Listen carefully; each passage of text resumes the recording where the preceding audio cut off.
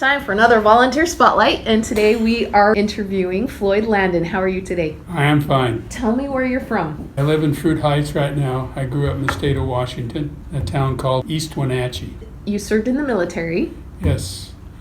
I spent 4 years of active duty at March Air Force Base. What was your job when you were active duty?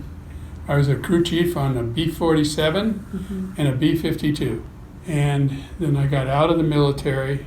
I went to college and I went to work for Western Airlines. Then I decided I want to get back in the reserves, so I got back in the reserves and I spent almost 15 years at the 419th here at Hill Air Force Base. And when you joined the reserve, what did you do for the 419th? I was a crew chief on an F-16, and then they put me in the safety office, and I finished out in the safety office. When I got out of the military, I went to school, and I got my what they call airframe and power plant license, which allows you to work on the commercial airliners. After that, I went to work for Western Airlines, and I worked for them for 18 years. And then they gave us an early out at Western, and I wanted to be an FAA inspector. So I got hired by the FAA, and I was an inspector for 23 years. What brought you to the Hill Aerospace Museum to start volunteering? When I got out of the military, when I retired from everything, I feel the Air Force was responsible for everything that I have, my career and everything, so I wanted to do a little bit of payback. So I decided I would come up here and volunteer. And what is your favorite thing about volunteering? Meeting the people, greeting the people, and the people I work with. What are some things you enjoy doing in your spare time when you're not volunteering?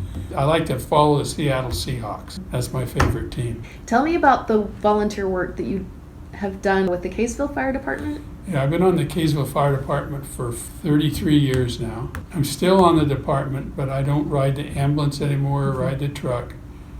I'm a Juvenile Fire Counselor for them, and I take care of, when we have Fire Prevention Week, I set that up and invite people in, vendors and things like that.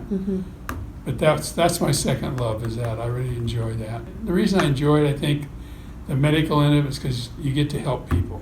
Tell me what is involved with being a Juvenile Fire Counselor.